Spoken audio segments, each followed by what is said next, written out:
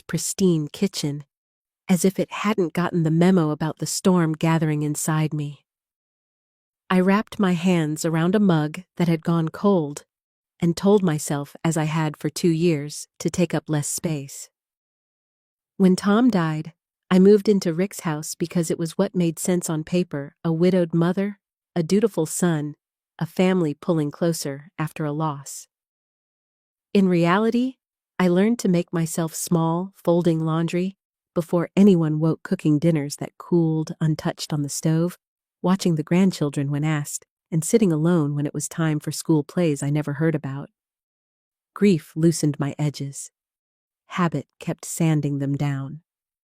I was 72 and invisible in a home that smelled of lemon cleanser and new money, where laughter lived on the other side of closed doors. I told myself love was quieter with age. I told myself patience was its own kind of prayer. I told myself many things to make the days fit. The first crack in my good manners came the morning Rick slammed his fist on the granite and said the word that left a bruise deeper than any visible mark.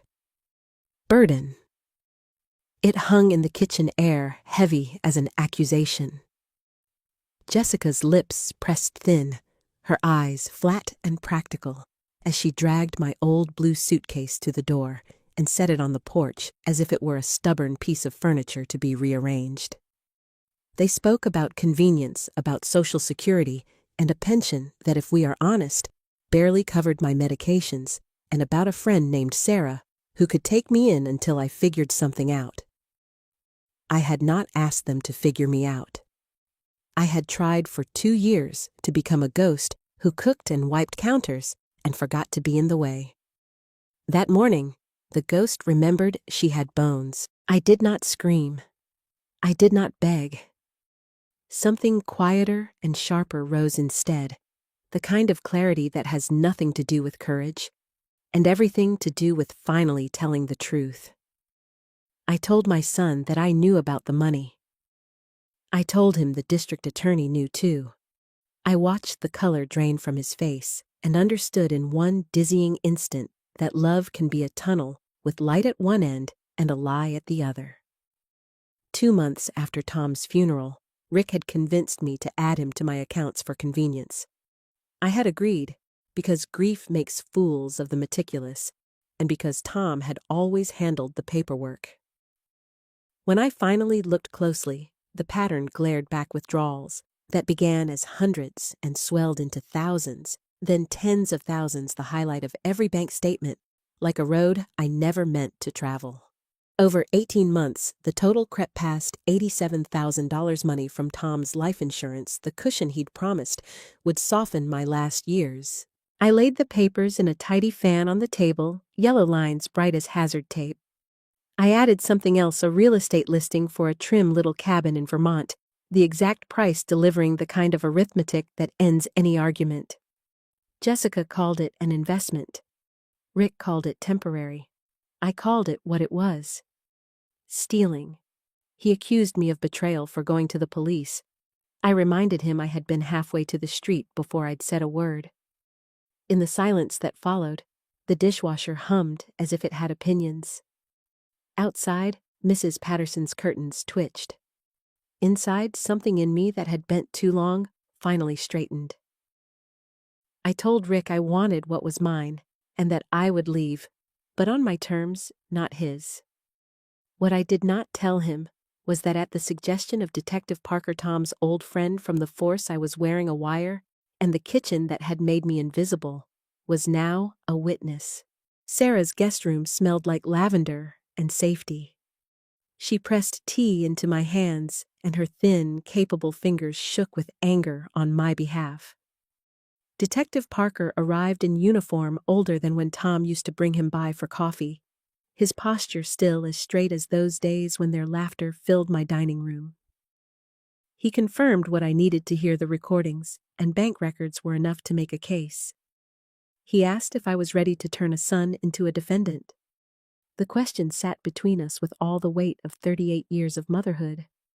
I asked for options and was given a narrow road: pursue criminal charges and accept the public ugliness of it, or confront Rick privately with the evidence and demand full restitution in exchange for my silence. Sarah did not hesitate. She wanted justice to be loud. I heard a different music, the thin thread of hope that punishment was not the only teacher left to us. That night, the ceiling above Sarah's spare bed became the ledger of my life. I saw Rick wobbling on a bicycle while Tom jogged behind him, the triumphant grin when he learned to tie a tie the proud line of his shoulders on a crowded graduation day.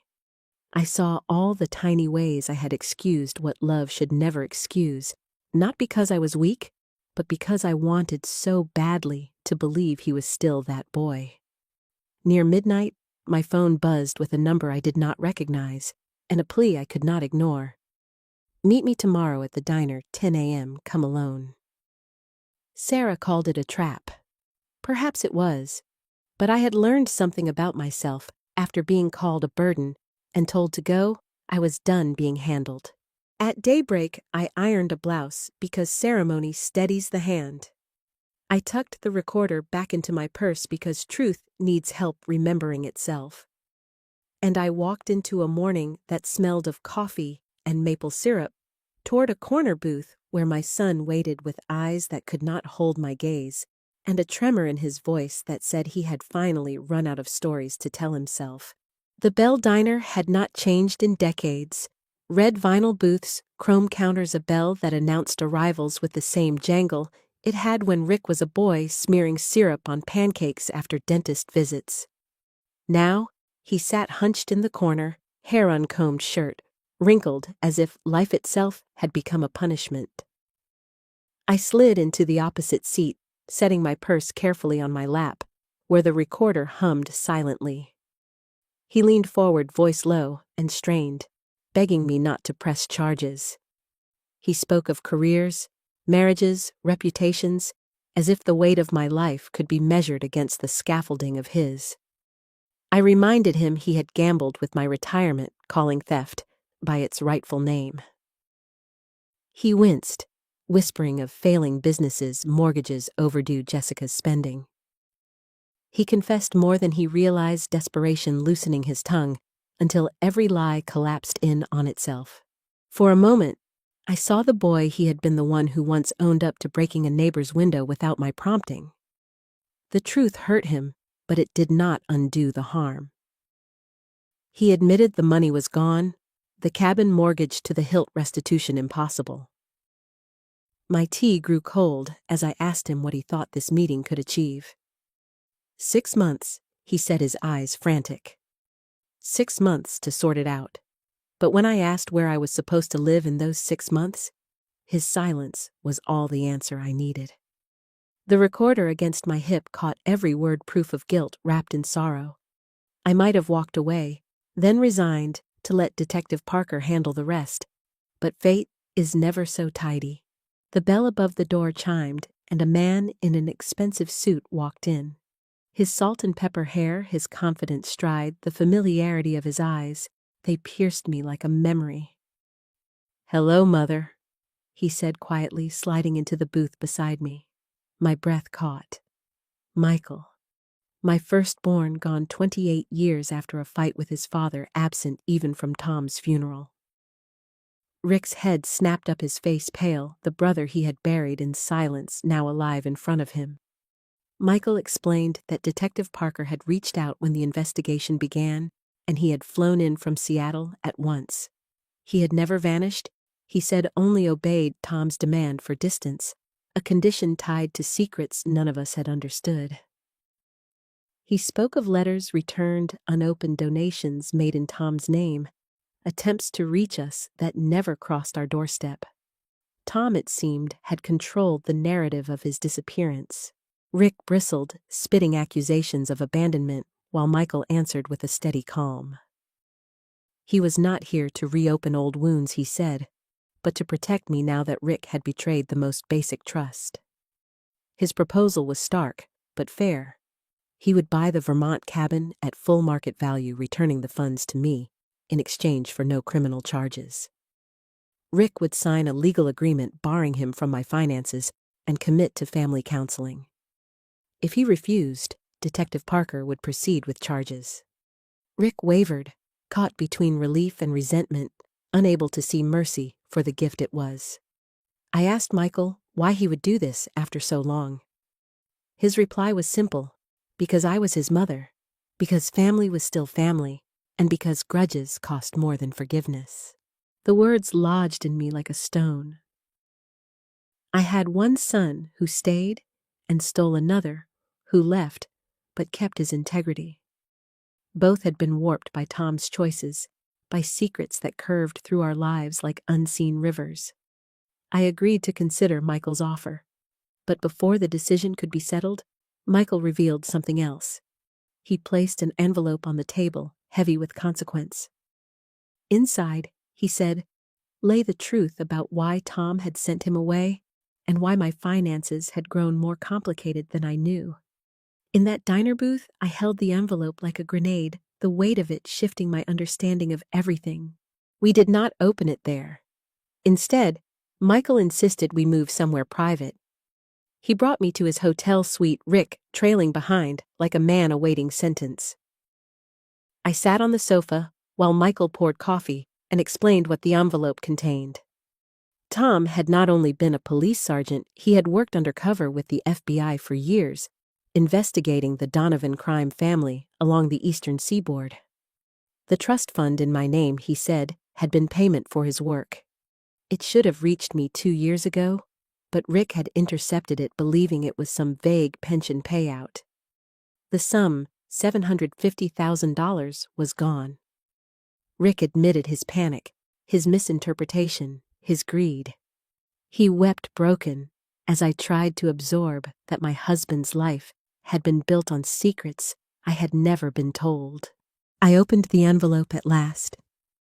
Inside were commendations from the FBI paperwork for the trust and a letter from Tom written a week before his death. He had married me for the job, he confessed, but stayed for love. The words blurred as tears welled my life, rearranging itself in the space of sentences. My marriage had been both real and built on deception, love and duty interwoven so tightly I could no longer tell where one ended and the other began. Before I could decide what to feel, another knock came at the door. Detective Parker entered with a woman whose presence carried the authority of federal service. She introduced herself as Special Agent Diana Reeves. She had worked with Tom, and she brought a warning. Anthony Donovan, nephew of the man Tom had helped bring down, had been released from prison and was in Connecticut. The room chilled. The implication was clear. Donovan was hunting loose ends, and I was at the center. Special Agent Reeves urged moving me to a secure location, but something inside me had shifted too far to be easily frightened back. I refused to hide, though I was eventually persuaded into a safe house outside Hartford. It was there, amid federal patrols and uneasy silence, that another blow arrived. Jessica, Rick's wife, was reported missing her car, abandoned keys still inside. The Donovans had taken her, Reeves said, and they wanted to trade her for me. Rick collapsed under the weight of guilt, Michael raged, and Parker looked to me for a decision. I shocked them all by saying yes. I would meet Anthony Donovan, but I would do so on my terms, following the instructions Tom had left behind in that final letter. The warehouse on the outskirts of Hartford was all cold concrete and shadow, a cavernous place chosen by Donovan's people as neutral ground. Against every protocol, I had insisted on walking in alone. Outside, FBI vans idled with their antennae and tactical teams ready to burst through the doors. Inside, I sat at a metal table purse on my lap, my fingers brushing the recorder hidden within. My sons had been locked down at the safe house, furious but powerless to intervene. For once, I was not the one being protected. I was the one walking into danger because Tom's letter had left me more than truths, it had left me a plan. The heavy door screeched open, and Anthony Donovan entered, younger than I expected, polished in his tailored suit, his confidence honed sharp by power. 2 guards stationed themselves like shadows along the walls. He called me Mrs. Thompson, his tone almost courteous. I asked immediately about Jessica refusing to dance with pleasantries. He claimed she was safe, uncomfortable, but unharmed, and then studied me with interest. He said I was not what he expected. Fear, he admitted, would have made sense. But what sat before him was a widow with folded hands and eyes that had lived too long under secrets to be cowed now. I placed a small flash drive on the table, a bluff, but one Tom had coached into his contingency plan. I told Donovan it contained the location of all the evidence Tom had gathered over the years, evidence he had never trusted the FBI with, evidence that implicated partners even Donovan himself would not want exposed. The lie landed. Suspicion warred with calculation in his eyes. He asked why I would hand it over, why I would not fear he might kill me on the spot. I answered the way Tom had taught me to survive self-preservation. If anything happened to me or my family, everything would be released to the FBI and to his rivals. His smirk faltered the threat of exposure greater than the thrill of vengeance. I demanded Jessica's safe return and his assurance that my family would be left alone. He agreed, but not before leaning forward, eyes hard, and admitting the true reason he had come now. Someone had paid him. Someone who wanted loose ends tied before financial irregularities drew attention. My stomach twisted as his words sharpened into revelation. The person who had paid him was married to my son. Jessica had not been kidnapped. She had orchestrated the entire charade.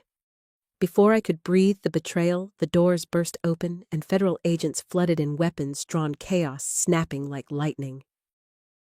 Donovan's men were pinned to the ground, Donovan himself handcuffed, but I sat unmoving, the truth burning colder than fear. My daughter-in-law, the woman I had thought shallow and unkind, but at least family, had been the traitor all along. At the safe house, the revelation detonated what little remained of Rick's certainty. He collapsed into a chair, his face chalk white, muttering whether Jessica had ever loved him at all. Michael pieced the logic together aloud: the shopping addiction, the business faltering, despite booming markets, the hidden debts. Jessica had been laundering money through Rick's company, perhaps for the Donovans, perhaps for someone even larger. When Tom's trust fund matured, its sudden movement raised alarms. Jessica needed it buried and me silenced. Hiring Donovan to eliminate me was her solution. Agent Reeves's phone call confirmed it. Jessica had been intercepted at a small Boston airfield attempting to board a private plane with false documents and nearly $300,000 in cash. The weeks that followed were a blur of statements, interrogations, and legal tangles. Rick was questioned, repeatedly cleared of knowing involvement, though his theft of my accounts remained a stain not easily scrubbed. The Vermont cabin was sold, the proceeds returned to me. Michael's attorneys untangled the trust, restoring the remainder of Tom's legacy to my name. For the first time in months, I slept without fear of locks breaking in the night. Yet peace was fragile. My grandchildren still needed answers, and their mother's betrayal would mark them in ways I could not yet imagine. 3 months later, autumn leaves scattered across Elizabeth Park as Michael handed me a coffee and told me the lawyers had found something else. He passed me an envelope, its contents heavier than paper. Inside lay genealogical records and one final letter from Tom. My hands trembled as I read the truth. I had not been born Eleanor Miller from Ohio. My birth name tied me to the very family Tom had spent his life dismantling. My father had been Joseph Donovan, elder brother of Vincent. My mother's sister had raised me under a new name after he was killed in a mob dispute. I was a Donovan by blood, the enemy by lineage, the reason Tom's cover had held so long. He confessed that he had married me for the job to legitimize his infiltration, but had stayed because what began as deception became the truest love of his life. The world tilted. My son's blood was tangled with the very criminals who had hunted us. Rick sat shattered. Michael pale, both of them watching me for a reaction I could not yet find. Tom's words begged forgiveness, not for love, but for the web of lies in which it was born. I stood in the park, the autumn wind scattering leaves at my feet, and realized that my life had been both theft and gift. My family tree was marked by betrayal, but my roots were still my own. The truth Tom had written does not only set you free, it brings you home. And as I looked at my sons broken but beside me, I understood at last that coming home was a choice we could still make. The safe house was quiet, except for the low murmur of federal agents cycling through shifts outside. Inside, my sons circled one another like wounded animals, Rick consumed by shame, Michael carrying the weight of decades lost. I spent hours rereading Tom's final letter, each line an unraveling thread that rewove the tapestry of my life into something unrecognizable. I had been raised to believe I was an ordinary woman who married a good police officer and built a modest suburban life. Instead, I was born into the Donovan bloodline, married into the FBI's secret war, and left to pick up the wreckage decades later. The knowledge sat in me like a stone. When the knock came, Agent Reeves entered with her professional mask of composure. She carried another envelope, this one seized from Anthony Donovan at the time of his arrest. Inside was a short note in unfamiliar handwriting. Your husband saved my life in 1987. I couldn't save him, but I've watched over you ever since. You were never alone. Signed, a friend. The words chilled me in ways the revelations about my family could not. Who had been shadowing my life all these years, who had ensured that envelopes arrived when they should not have, that danger had passed. When it pressed too close, Reeves promised to investigate. But I knew some mysteries resist tidy answers. Jessica's arrest dominated the headlines for weeks. She had lived a double life longer than Rick had ever suspected, laundering money, with a sophistication that suggested she had been groomed for it before they even met. Her real name was an alias, her maiden identity a fabrication. Federal indictments piled up until her fate was sealed. Rick, though spared criminal charges, was left hollowed. His marriage was ash, his business a shell, his children bewildered. It was Michael who stepped in quietly, arranging for lawyers, securing the house from creditors, showing up for Emma and James at school pickups, when Rick was too consumed with paperwork and regret. Slowly, painfully, we began to rebuild something that looked like family. Autumn turned to winter. We ate together weekly, at first out of necessity, then out of habit, then because the fragile warmth of togetherness became something none of us wanted to lose again. Michael taught Emma to make pasta from scratch flour, dusting her nose while James laughed. Rick set the table with a precision that reminded me of Tom polishing his boots. I sat back and watched, thinking how unlikely it would have seemed months earlier to see my sons side by side cooperating in even the simplest tasks. Grief still threaded through us, but hope had found a place at the table. One evening in early December, Michael brought another envelope, this time from the lawyers combing through Tom's estate. Inside were genealogical records confirming beyond question my Donovan bloodline. My world tilted again, but I chose in that moment not to let it crush me. Blood may define origins, but it does not dictate destiny. I had raised my sons to be more than their father's shadow or their mother's secret. Rick, flawed and repentant, was learning to face the truth. Michael, once exiled, had returned not with bitterness, but with strength. If I could forgive Tom for the lies, perhaps I could forgive myself for living them unknowingly. By spring, Jessica had been sentenced, Donovan's remnants scattered, and the trust restored to me. The money mattered less than the principle. It was a resource for my final years, yes, but more than that, it was Tom's legacy reclaimed from the hands of betrayal.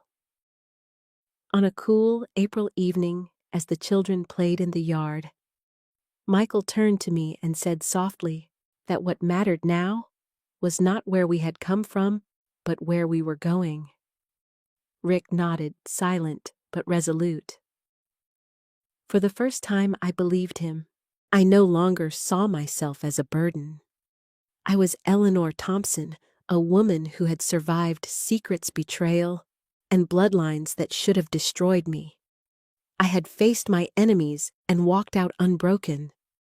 I had looked my children in the eye and demanded honesty.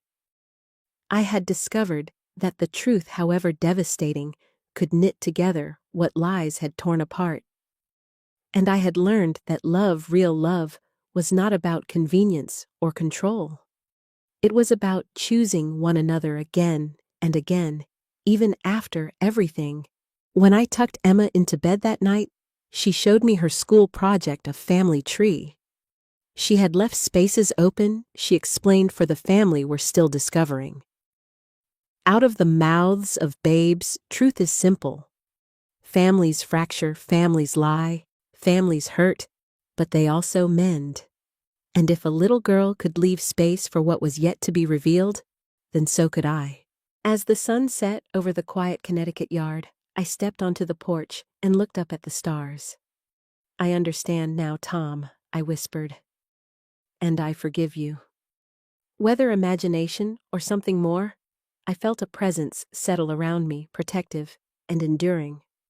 I was no longer defined by secrets, but by survival, resilience, and the choice to keep moving forward. After 72 years, I was finally free. Thank you for walking with me through this story. If it touched you, please like, share, and subscribe, and tell me in the comments what lesson you take from Eleanor's journey. Your voice matters, and your